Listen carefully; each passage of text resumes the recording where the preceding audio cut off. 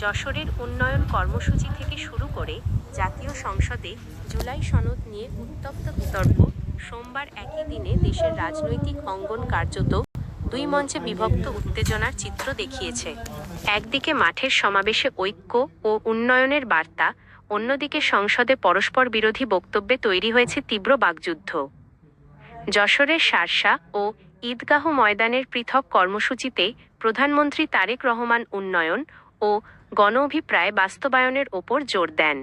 তিনি রাজনৈতিক বিভ্রান্তি, গণভোট ঘিরে অপপ্রচার এবং জুলাই সনদকে কেন্দ্র করে বিভাজন সৃষ্টির চেষ্টা মোকাবিলায় জনগণকে সতর্ক থাকার আহ্বান জানান।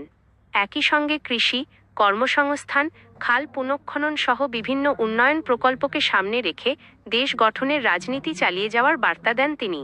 তবে এই উন্নয়ন ও স্থিতিশীলতার বার্তার পাশাপাশি রাজনৈতিক বক্তব্যে বিরোধীদের উদ্দেশ্যে কঠোর সমালোচনা উঠে আসে, যেখানে অতীত আন্দোলন, হরতাল ও রাজনৈতিক সহিংসতার প্রসঙ্গ টেনে বর্তমান পরিস্থিতির সঙ্গে তুলনা করা হয়।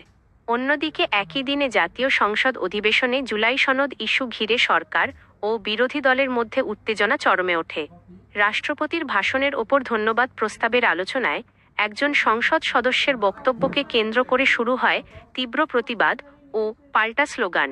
এক পক্ষ জুলাই আন্দোলনের ঐতিহাসিক গুরুত্ব তুলে ধরে সনদকে অবমূল্যায়নের অভিযোগ তোলে, অন্য পক্ষ আবার দাবি করে এটি রাজনৈতিকভাবে অতিরঞ্জিত করা হচ্ছে। সংসদের ভেতরে কয়েক দফা হট্টগোলের কারণে পরিস্থিতি অস্বস্তিকর হয়ে উঠলেও স্পিকারের হস্তক্ষেপে তা নিয়ন্ত্রণে আসে। তবে আলোচনার মূল বিষয় জুলাই সনদকে ঘিরে মতবিরোধ স্পষ্টভাবে আবারও সামনে এসেছে, যা রাজনৈতিক অঙ্গনে নতুন করে বিভাজনের ইঙ্গিত দিচ্ছে। রাজনৈতিক বিশ্লেষকদের মতে মাঠের উন্নয়ন বার্তা ও সংসদের তর্ক বিতর্ক মিলিয়ে দেশে এখন এক ধরনের দুই বাস্তবতা কাজ করছে।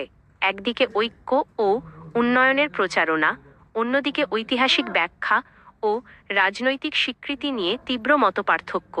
এর ফলে আগামী দিনে গণভোট ও জুলাই সনদ ইস্যু আরও বেশি রাজনৈতিক উত্তাপ তৈরি করতে পারে বলেই মনে করা হচ্ছে।